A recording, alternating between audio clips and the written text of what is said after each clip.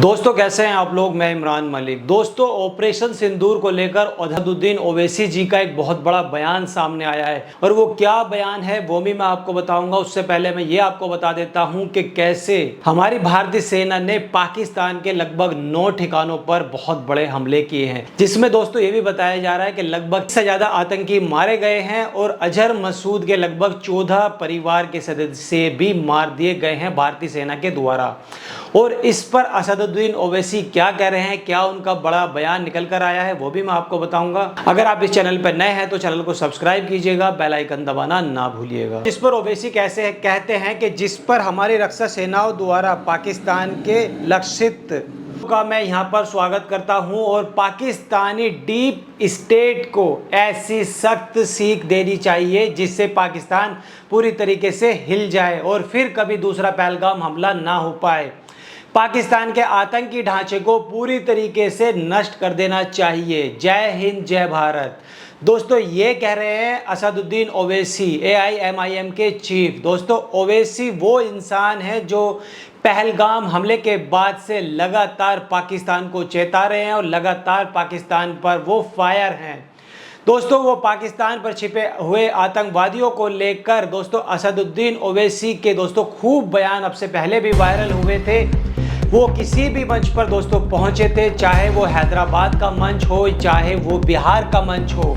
दोस्तों वो लगातार पाकिस्तानियों को निशाना बना रहे थे पहलगाम हमले को लेकर। दोस्तों पाकिस्तान के इस कायराना आतंकी हमले को लेकर वो निशाना बना और वो पाकिस्तान से जवाब मांग रहे थे। और दोस्तों लगातार ओवैसी साहब कह रहे थे कि आतंकवाद का पूरी तरीके से सफाया कर देना चाहिए और पाकिस्तान को इसका करारा जवाब भी देना चाहिए। और दोस्तों इसको लेकर एक बार असदुद्दीन ओवैसी ने दोस्तों अपने भाषण में तिरंगा और पगड़ी बांधकर ये तक कह दिया था कि अच्छा हुआ कि हमारे जो पूर्वज थे वो पाकिस्तान नहीं गए थे। और दोस्तों लगातार वो तब से पहलगाम हमला हुआ है तब से ऐसी बातें कर रहे थे। वो चाहे दोस्तों बिहार के मंच पर हो या फिर देश के किसी भी मंच पर हो, किसी भी हिस्से में हो, या फिर उनका ना भी कोई मंच हो, मीडिया से बात करते हुए हो, लेकिन उसके बाद वो पाकिस्तान और आतंकवादियों का जो विरोध है वो लगातार करते हुए नजर आ रहे थे। और दोस्तों जब उनकी जो मन की मुराद थी और पूरे देश की जो मुराद थी, और ओवैसी जो कह रहे थे कि भारत सरकार को पाकिस्तान को पूरी तरीके से जवाब देना चाहिए, आतंकवाद को जवाब देना चाहिए। और दोस्तों जब वो बात कल रात 1:30 बजे पूरी हो गई तो असदुद्दीन ओवैसी यहाँ पर खुश नजर आ रहे हैं।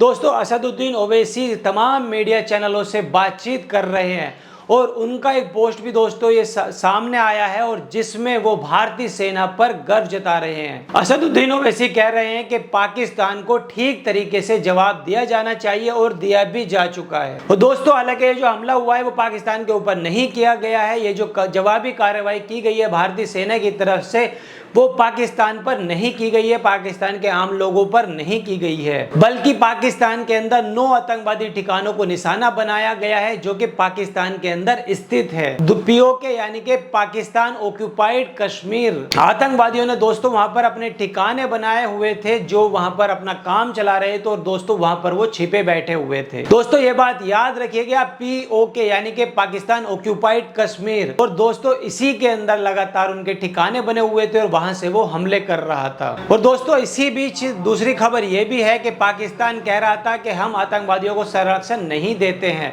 और पहलगाम के अंदर जो आतंकी हमला हुआ है उसमें पाकिस्तान का कोई भी हाथ नहीं है। लेकिन दोस्तों जब जवाबी कार्रवाई की गई है भारतीय सेना की तरफ से, जब आतंकवादियों के 9 ठिकानों को भारतीय सेना की तरफ से पूरी तरीके से निशाना बनाया गया, उनको ध्वस्त कर दिया गया, तो दोस्तों यहाँ पर पाकिस्तान बिलबिला गया है और पाकिस्तान पूरी तरीके से बौखला गया है। दोस्तों बौखलाया इस कदर है, दोस्तों सोचिए इस कदर अपने देश के अंदर पाकिस्तान फेक न्यूज चलवा रहा है कि उसने भारतीय सेना का एक विमान राफेल गिरा दिया है। और वो पूरी तरीके से दोस्तों फेक न्यूज थी जो कि कुछ समय में ही पाकिस्तान का जो नैरेटिव था वो उल्टा पड़ गया था और दोस्तों पाकिस्तान की बुराई इंटरनेशनल लेवल पर होने लगी थी।